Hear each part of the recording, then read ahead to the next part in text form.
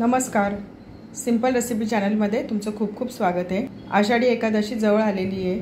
आज आपण सगळ्यांच्या आवडीचा साबुदाणा वडा करणार आहोत। साबुदाणा वडा करण्यासाठी एवढी 1 वाटी साबुदाणे 2 ते 3 पाण्याने स्वच्छ धुवून घेतलेत। साबुदाणे पूर्णपणे भिजतील एवढं त्याच्यामध्ये पाणी टाकलं आणि रात्रभर भिजवून घेतले। जर तुम्हाला रात्रभर भिजवायचे नसतील तर कमीत कमी 5 ते 6 तास साबुदाणे भिजवून घ्यायचे, म्हणजे साबुदाणे छान भिजले जातात। साबुदाणे छान भिजले गेलेत, एकदम सॉफ्ट झाले। आपण एवढे 1 वाटी साबुदाणे घेतले होते, भिजून ते जवळजवळ दुप्पट झालेले आहेत। 1 वाटी साबुदाण्यासाठी पाऊण वाटी उकडलेला बटाटा घेतलाय। बटाटा उकडून तो असा कुस्करून घेतलाय। अर्धी वाटी शेंगदाण्याचं कूट घेतलाय। शेंगदाणे भाजून मिक्सरमध्ये जाडसर वाटून घेतले। साबुदाणे वड्यांसाठी पीठ भिजवून घेऊया। ताट घेतले, ताटामध्ये भिजवलेले साबुदाणे टाकूया। उकडून कुस्करून घेतलेला बटाटा टाकूया।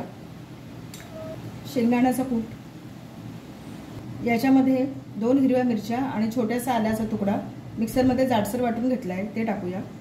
मिरच्या तुम्ही तुमच्या आवडीनुसार घ्या। जर तुम्ही उपवासाला जिरं खात असाल तर याच्यामध्ये तुम्ही थोडंसं जिरे वाटू शकता। चवीनुसार मीठ टाकूया। छोटा अर्धा चमचा लिंबाचा रस आहे तो टाकते। छोटा पाव चमचा साखर घेतली ती टाकूया। थोडीशी बारीक चिरलेली कोथिंबीर, छोटा अर्धा चमचा जिरं। जर तुमच्याकडे आलं, जिरं, कोथिंबीर उपवासाला खात नसतील तर तुम्ही नाही टाकलं तरी चालेल। सर्व मिक्स करून घेऊया। पाण्याचा वापर करायचा नाही। बटाट्याचा आणि साबुदाण्याचा जो ओलसरपणा आहे त्याच्यातच पीठ भिजवून घ्यायचंय। सर्व साहित्य एकत्र करून घेतलंय। याच्यामध्ये पाव चमचा काश्मीरी मिरचीची पावडर टाकूया, याच्यामुळे वड्यांना कलर खूप छान येतो। सर्व मिक्स करून घेऊया। सर्व मिक्स करून याचा गोळा बनवून घ्यायचा आहे। पीठ छान भिजवून घेतले। साबुदाणे वड्यांबरोबर खाण्यासाठी चटणी वाटून घेऊया। चटणीसाठी 2 चमचे ओलं खोबरं घेतलंय। 2 चमचे शेंगदाण्याचं कूट घेतलाय। शेंगदाण्याच्या कुटाच्या ऐवजी तुम्ही भाजलेले शेंगदाणे घेऊ शकता। 1 हिरवी मिरची घेतली आहे। चवीनुसार मीठ, छोटा अर्धा चमचा लिंबाचा रस। हे सर्व साहित्य मिक्सरच्या छोट्या भांड्यात टाकूया। आवश्यकतेनुसार पाणी टाकून चटणी वाटून घेऊया। साबुदाणा वड्यांबरोबर खाण्यासाठी उपवासाची चटणी वाटून घेतली आहे। छान झाली चटणी आपली। ही चटणी तुम्ही तुमच्या आवश्यकतेनुसार घट्ट पातळ ठेवू शकता। साबुदाणा वडे करायला घेऊया। हाताला थोडंसं तेल लावून घेतलंय। लहान मोठा तुम्हाला पाहिजे त्या आकाराचा तुम्ही गोळा घ्या। गोलाकार करून घ्यायचा आहे। हाताने प्रेस करून थोडा चपटा करायचा आहे। कडा थोड्याशा दाबून घ्यायच्या आहेत। अशा प्रकारे आपण साबुदाणा वडे करून घेऊया। प्लेटमध्ये ठेवते। अशा प्रकारे आपण सर्व वडे करून घेऊया। सर्व वडे करून घेतलेत। आता हे वडे आपण तळून घेऊया। गॅसवर कढईमध्ये तेल तापत ठेवले। याच्यासाठी तेल चांगलं तापून घ्यायचं आहे। तेल गरम झाले, वडे टाकूया। वडे टाकताना गॅस कमी करायचा आहे।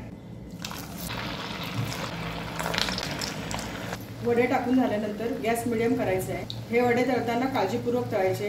हे वडे फुटू शकतात। हे वडे लगेच उलटवायचे नाही। तेलाचे बुडबुडे कमी झाले आणि वडे कडेकडेने लाल दिसायला लागले की आपण हे वडे उलटवायचे। वडे उलटवून घेऊया।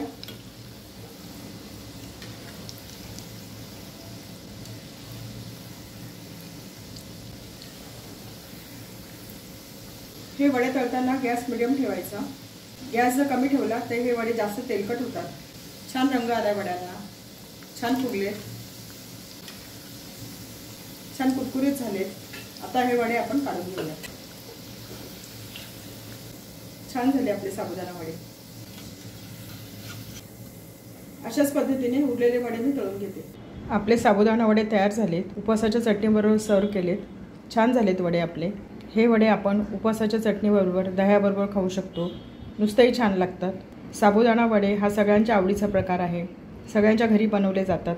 वडे कसे झालेत ते बघूया। छान टम्म फुगलेत, छान कुरकुरीत झालेत।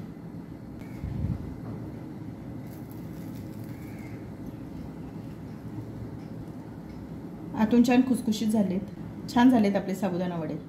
आषाढी एकादशीच्या सर्वांना हार्दिक शुभेच्छा। रेसिपी आवडली असेल तर चॅनलला सबस्क्राईब करा।